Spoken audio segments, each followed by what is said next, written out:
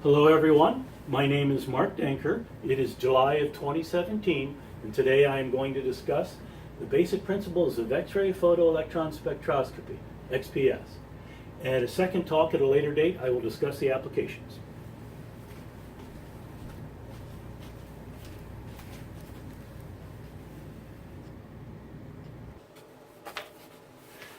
Okay, I will first give a little history, the discovery of X-rays, and then their use in materials characterization, X-ray diffraction, XRD, and X-ray fluorescence before moving on to XPS.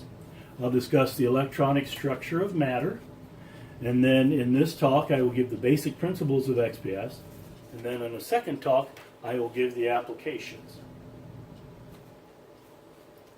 In the basic XPS experiment, the surface of a solid is irradiated with a beam of X-ray photons.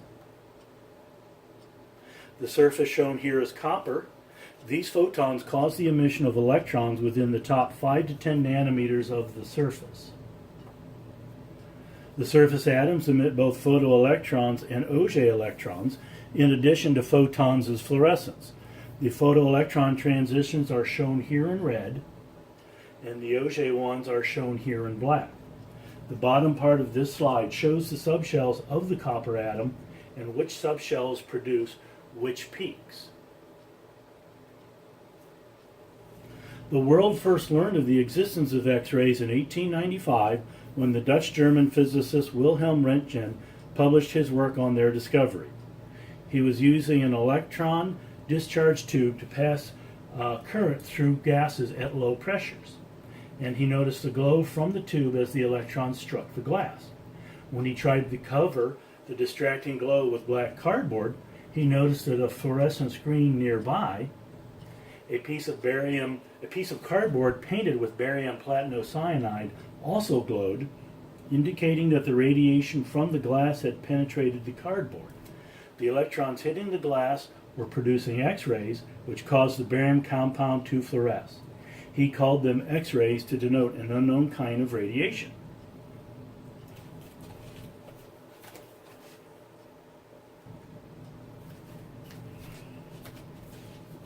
While experimenting with other materials to see if they could block these mysterious X-rays, Röntgen saw an X-ray image of his own hand on the fluorescent screen. That's when he knew he had discovered something very different. Soon after, Röntgen took an X-ray image of his wife's left hand, which also showed her wedding ring. She was quite shocked and said, "I have seen my death." In fact, he irradiated her hand so many times that it started to change color, and she refused to let him use it anymore. It did not take long for X-rays to find their use in materials characterization.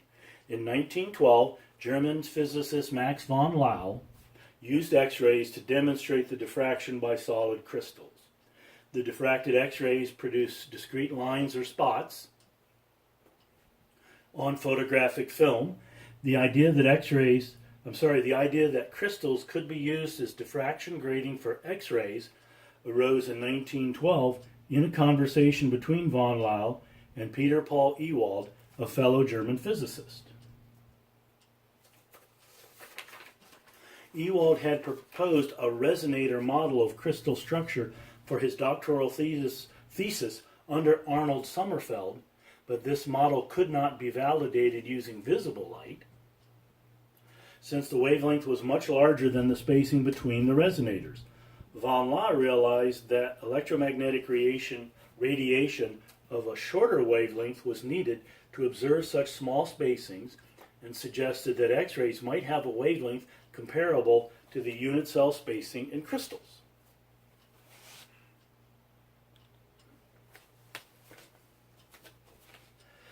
As you can see from this diagram of the unit cell of a lanthanum manganese crystal, atomic spacings are indeed quite small, less than 4 angstroms for this particular crystal. Von Laue's experiment confirmed not only that crystals are regular arrays of atoms, but that X-rays were electromagnetic radiation that could be diffracted, which was unproven at the time. It was William Lawrence Bragg who deduced that spots in the image represent reflections from different planes of atoms. The atoms scatter X-rays primarily through the atom's electrons. An X-ray striking an electron produces secondary spherical waves emanating from the electron at the same wavelength. This phenomenon is known as elastic scattering, and the electron is known as the scatterer. A regular array of scatterers produces a regular array of spherical waves. Although these waves cancel one another in most directions through destructive interference, they add constructively in a few specific directions, and this produces the spots or reflections. It was William Bragg and his father, also named William, who honed in on X-rays as a crystallographic tool. Their research corroborated that X-rays have a wavelength of atomic dimensions, some 1,000 times smaller than visible light, which enables them to interfere with lattices and yield information about crystal structure that visible light cannot do. This slide shows a schematic of an XRD experiment. The crystalline material is the sample being analyzed. It is illuminated with a finely focused monochromatic beam of X-rays, producing a diffraction pattern of regularly spaced spots known as reflections. These are collected by the photographic plate or other detector. The two-dimensional images taken at different orientations are converted into a model of the density of electrons within the sample using Fourier transforms combined with chemical data known for the sample, such as the unit cell dimension. This produces an electron density map. This is then converted into the 3D model of the crystal or molecule.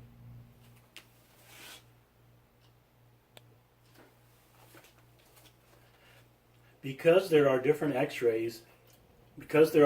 waves of X-rays superimposed on one another during diffraction, it is difficult to isolate the contribution of each diffraction event to determine the lattice structure. A mathematical tool known as the Fourier transform is used to achieve this. A Fourier transform is an expression of a function in terms of a set of sine and cosine waves, shown here on the left.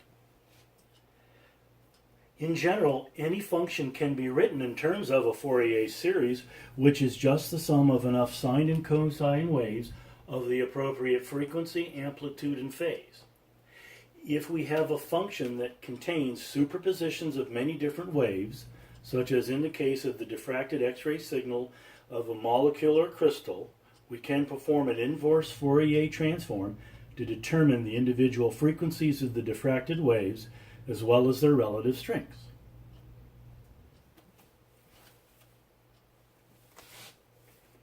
An example of using X-ray diffraction in an X-ray crystallography experiment is the structure of hemoglobin, which Max Perutz determined in 1960 at the University of Cambridge in the UK. It was a feat requiring the analysis of thousands of reflections with the aid of the computers available at the time. This slide shows a filled-in and colored model of hemoglobin based on XRD data. It has a quaternary structure characteristic of many multi-subunit globular proteins. Most of the amino acids in hemoglobin form alpha helices, and these helices are connected by short non-helical segments. The alpha and beta protein subunits are shown here in red and blue, and the iron-containing heme groups are in green.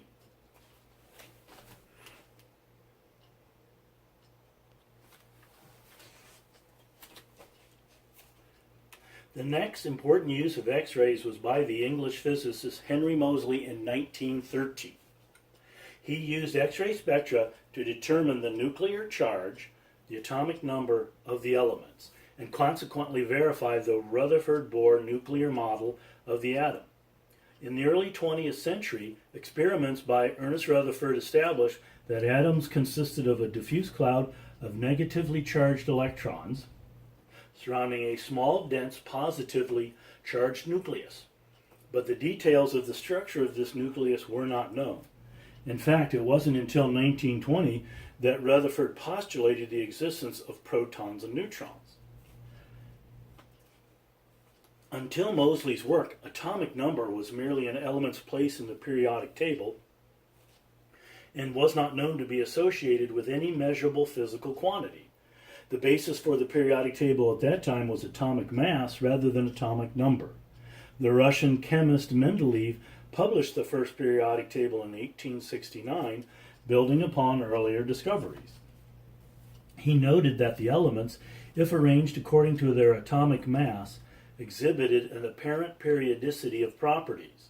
Here is a reproduction of a Mendeleev periodic table downloaded from the internet. You can see that the elements are arranged by atomic mass. There is no indication of atomic number.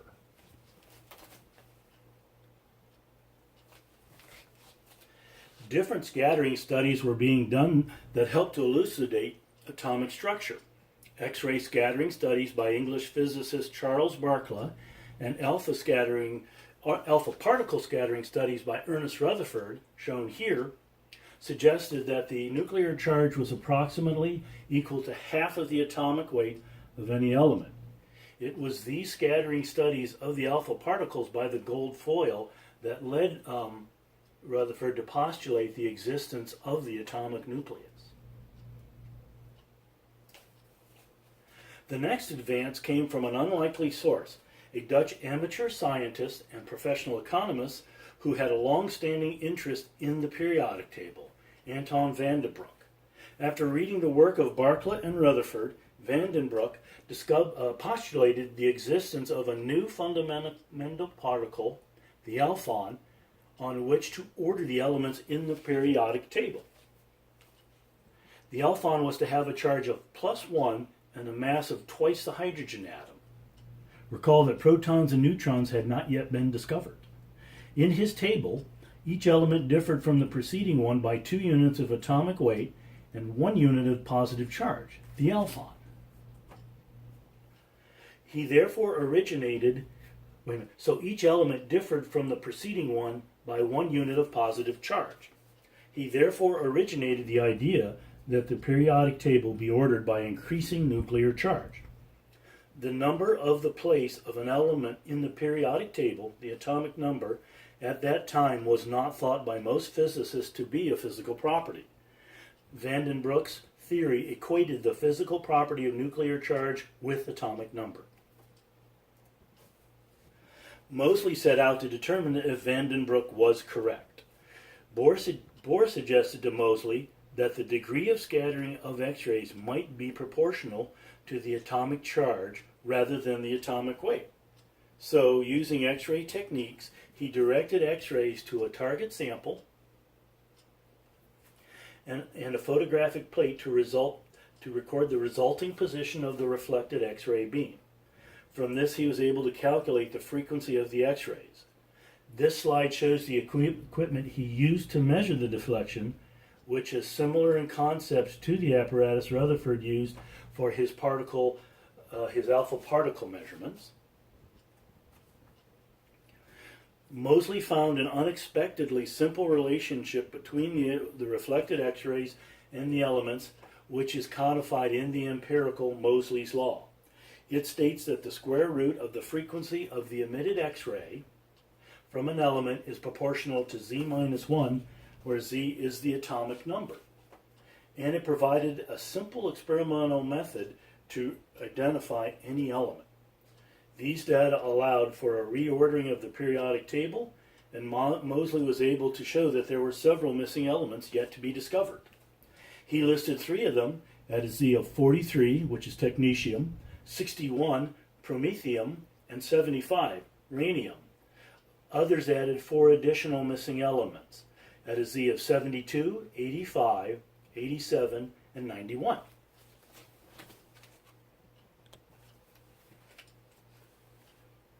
Moving on to the next X-ray technique. Whereas in XRD, the X-rays are diffracted and are of the same energy as the incoming X-rays, that is elastic scattering, in fluorescence, the absorption of radiation of a specific energy results in the re-emission of radiation of a different energy, generally lower. Here is the incident X-ray, and here are the fluorescent X-rays being emitted. The excited atoms can also relax via the Auger process, where an electron rather than a photon is emitted. According to Wikipedia, the use of X-rays to excite fluorescent radiation was first demonstrated in 1928 by Glocker and Schreiber. However, it wasn't until 1948 that Friedman and Birks built the first X-ray spectrometer. XRF determines the bulk composition of solids, but no bonding information is obtained. There are two types of XRF instruments, energy dispersive X-ray and wavelength dispersive X-ray. In EDXRF, the energy resolution is lower and the detection of light elements is limited, but the signal strength is higher. This means you can do smaller areas on features as small as 150 microns. EDXRF can also be used to determine film thicknesses. In WDXRF, the energy resolution is much better. You can see the peaks are sharper, allowing the identification of elements from beryllium to uranium if the proper diffraction crystals are installed. The sampling depth for XRF is on the order of microns and even millimeters depending on the material. So it is a bulk technique and not a near-surface technique like XPS. High vacuum is not required because the air molecules don't absorb the high-energy X-rays used. Okay, an XRF application is for RoHS and WEEE compliance. These stand for Restriction of Hazardous Substances and Waste Electrical and Electronic Equipment Directive. They are laws passed by the European Union in 2002 to 2003 that seek to restrict the use of and encourage the recycling of hazardous materials that are used in electronics equipment and devices. Quoting from Wikipedia, RoHS and other efforts to reduce hazardous materials in electronics are motivated in part to address the global issue of consumer electronics waste. As newer technology arrives at an ever-increasing rate, consumers are discarding their obsolete products sooner than ever. This waste ends up in landfills and in countries like China and Africa to be, quote, recycled. RoHS is often referred to as the lead-free directive, but it also restricts the use of mercury, cadmium, and chromium, along with bromine, and 6 organic compounds, including 2 that contain bromine that are used as flame retardants in plastic. XRF instruments are available on both desktop models and handheld analyzers for field work, shown here.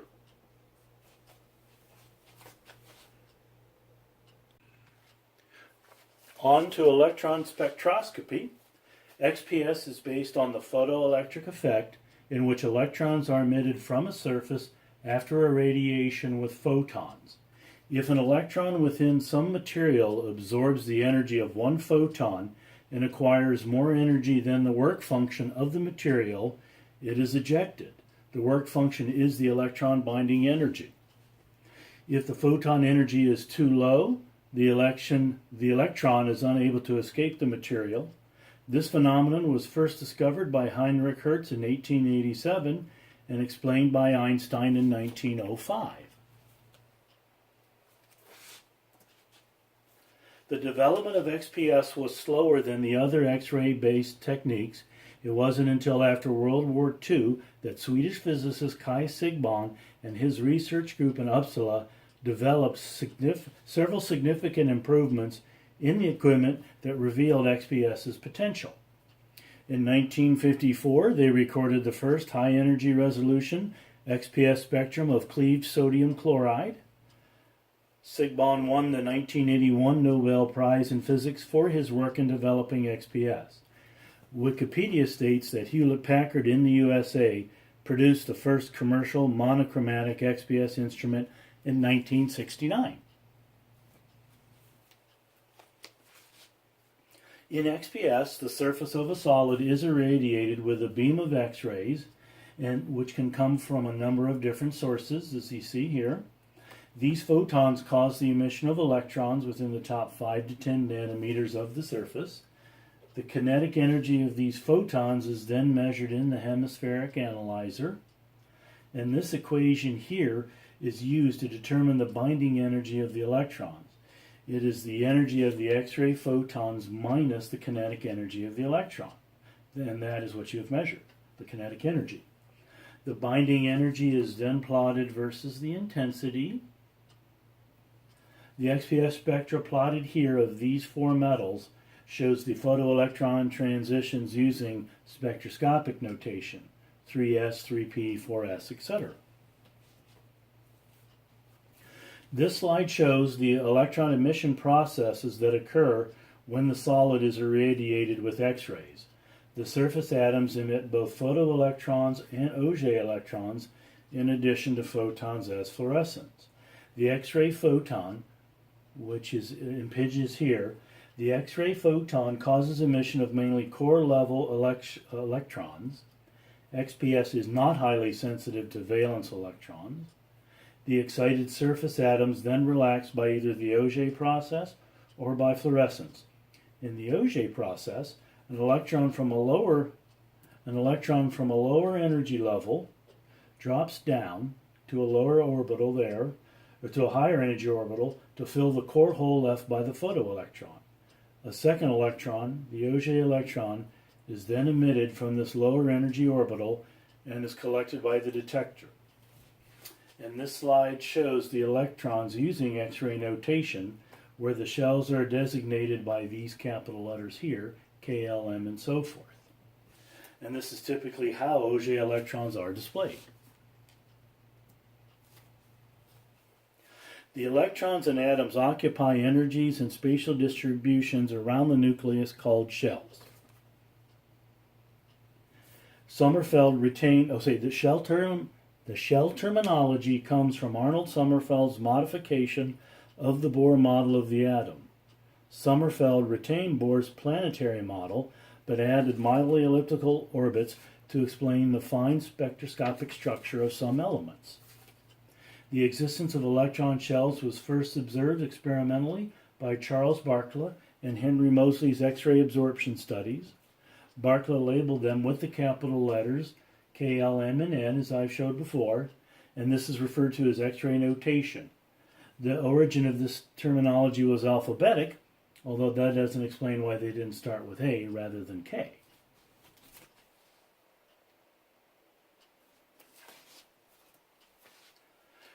In the spectroscopic notation used by XPS, the shells are denoted by numbers rather than capital letters, and the subshells by small letters. S for sharp, P for principal, D for diffuse, and F for fundamental. These designations come from the early studies of alkali metal spectral lines. This terminology persisted as quantum mechanics was developed, and it was incorporated into the mathematical formalism of quantum theory. In quantum mechanics, there are four quantum numbers that describe the energy and position of an electron. They are: 1, the principal quantum number, N. It is a whole number integer and represents the binding energy of the electron. Number 2 is the azimuthal quantum number, L. This number represents the angular momentum of the electron, and it is the subshell used in spectroscopic notation, S, P, D, and F. The third one is the magnetic quantum number, M. These refer to the orbitals available within a subshell. It is used to calculate the azimuthal component of the orientation of the orbital in space. The value of M can range from -L to +L, inclusive of 0. Thus, the S, P, D, and F subshells contain 1, 3, 5, and 7 orbitals each. And then the fourth quantum number is the intrinsic angular momentum of the electron, also called the spin angular momentum, or simply the spin.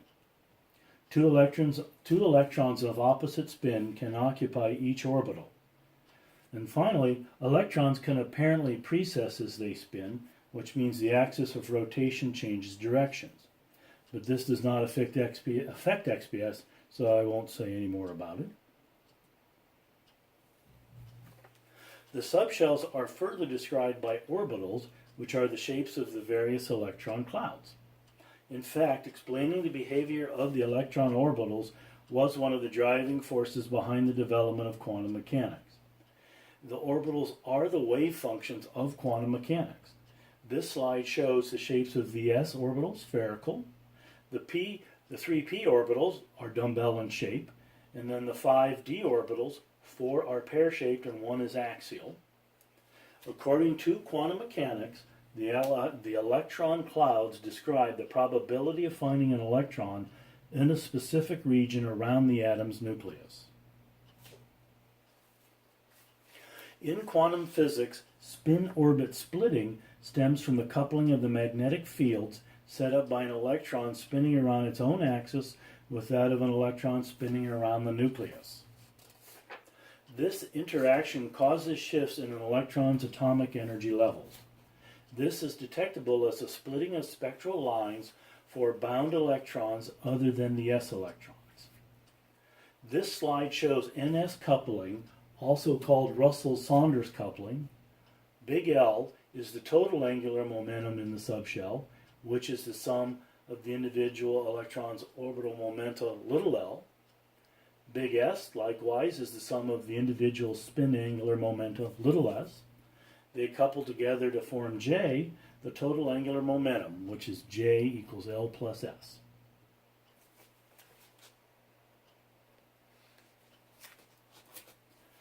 This slide shows a high-resolution scan of the silver 3D photoelectron peaks in which the spin-orbit splitting is clearly resolved. The peaks for the 3D 5 halves and the 3D 3 halves transitions are separated by about 6 eV. The splitting is very useful in XPS because the position of the peaks and the degree of splitting can be used to confirm that it is in fact silver, particularly for low concentrations where the other photoelectron peaks are not detected. The degree of splitting increases with increasing atomic number Z. This stems from the increased interaction with the magnetic field induced by the higher charged nucleus. As the nucleus gets larger and its charge increases, its magnetic field increases. The distance of the subshell from the nucleus also affects the splitting. The area ratio of the peak split by the spin-orbit coupling is determined by the subshell. For the S subshell, there is no splitting because it is symmetric. For the P subshell, for the P subshell with 3 orbitals, the ratio is 2 to 1. For the D subshell with 5 orbitals, the ratio is 3 to 2. And for the F subshell with 7 orbitals, it is 4 to 3. The larger peak is the one with the lower binding energy. These ratios are also useful in the element identification. For example, the primary peaks, that is the most intense for barium and cobalt, overlap. You can see they have the same energy range here on the x-axis. However, since the barium is a 3D transition and the cobalt is a 2p transition, you can use the area ratio of the peaks to determine which element is actually present. If the ratio is 3 to 2, it is barium, and if it is 2 to 1, it is cobalt. If it is a value between these two, you probably have a mixture. If the concentration is low so that only one of the peaks is visible, the 3D5 for barium or the 2p3 for cobalt, then you cannot determine which element it is.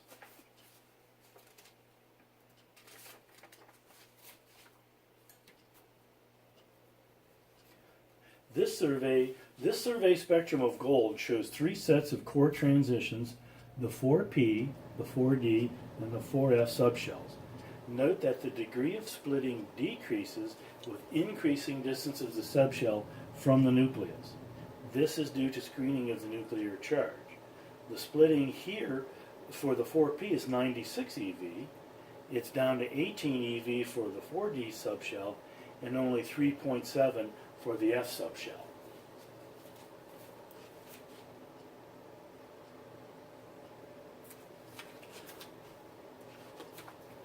One of the strengths of XPS lies in its ability to quantify the recorded signals with relative ease and without the need for reference materials. Under such conditions, an accuracy of no better than 5 to 10% can be expected. This is from the Van der Heide reference. Another value for accuracy comes from the Phi XPS handbook, which says 10 to 20%. This applies strictly to only homogeneous samples. Quantification without the aid of reference materials or any prior knowledge of the sample is possible because photoelectron production probabilities do not vary with the chemical environment of the emitting atom or ion, including the oxidation state. This is different than, for example, SIMS, in which the ionization probability of outer electrons, which is the basis of the SIMS technique, is very dependent on chemical environment. For the XPS high-resolution spectra of an SiO2 surface shown here, this means that the same sensitivity factors are used for silicon, carbon, oxygen, and nitrogen peaks, regardless of what material is being analyzed. And by that I mean silicon has a particular sensitivity factor, carbon does, and so forth. This is the equation used to integrate the photoelectron peaks in XPS. It is taken from the Phi XPS handbook. I, of course, will not describe all of these terms, but I will discuss two of them, the cross-section sigma and the mean free path lambda. However, note that all of the variables in the denominator of this equation can be designated as S, the sensitivity factor. It is possible for any spectrometer to develop a set of S factors for all of the elements, except of course hydrogen and helium, which XPS cannot detect.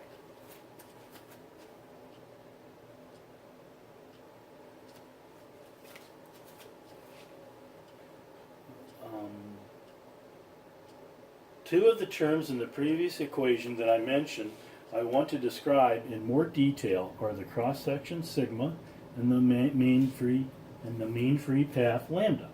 Starting with the cross-section, it is a concept from physics in which you can speak of the probability of interaction when you are aiming a beam of particles or photons at a target. This probability of interaction is called the cross-section, and it is in units of area. If the particles are hard spheres that interact only upon contact, their scattering cross-section is related to their geometric size. If the particles interact through some action at a distance force, such as electromagnetism or gravity, their scattering cross-section is generally larger than their geometric size. In the slide here, the area of interaction available for the two atoms to collide is the diameter of this circle according to the equation shown here, where d is the diameter of the molecules. So the cross-section is defined as the area of this circle. However, intuitively this is puzzling to me. An area is not a probability. A probability is, for example, a ratio of a particular outcome divided by all possible outcomes, such as 48 coin flips that turn up heads, divided by 100 total coin flips. But in the case of collision cross-sections, a probability is defined as an area. I'm still trying to understand that.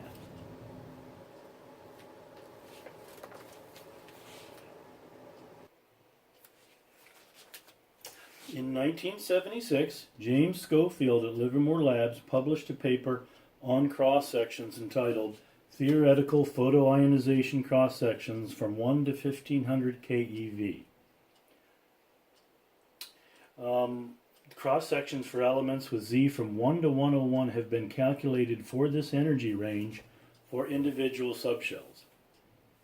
This paper is the basis for the sensitivity factors used in XPS. The other term I want to discuss is the mean free path. This is defined as the average distance traveled by a moving particle between collisions. The concept was first introduced by the German physicist and mathematician Rudolf Clausius in 1858. He was studying the kinetic theory of gases. An example calculation of this value given by The P.W. Atkins book, Physical Chemistry, determined that for an oxygen molecule at room temperature and pressure, the mean free path is about 70 nanometers. In XPS, the term is referred to as the inelastic mean free path, or IMFP. In the inelastic collisions of electrons and solids, the electrons lose energy as they strike the atoms and consequently can only travel so far. The IMFP is described by an exponential equation and allows for the calculation of the escape depth of the electrons from the surface. It varies for each element and material being analyzed, but ranges between 5 to 10 nanometers. It therefore corresponds to the effective sampling depth for XPS. This slide shows the IMFP for copper as a function of energy. Energy is along the x-axis. And a variety of calculation models and actual experimental values are given. As you can see, the values for the IMFP vary from 3 to 10 nanometers for copper, and they are dependent on the electron energy. This means that the different subshells of the elements will give different IMFPs and therefore different information depths. In a second talk, I am going to present applications of XPS. Generally, any vacuum-compatible solid can be analyzed with XPS, and I've listed some here: plastics, powders, semiconductors, paints, etc. And some of the ones I'll be going into are catalysts. Catalysis is one of the areas of application of XPS specifically encouraged by SIGBON.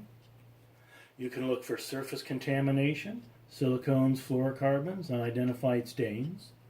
A common analysis is to look at electropolished stainless steels for chromium, iron, and oxides of chromium and iron. And you can also apply it to microelectronics for band gap determination. That concludes this presentation. Thank you for listening.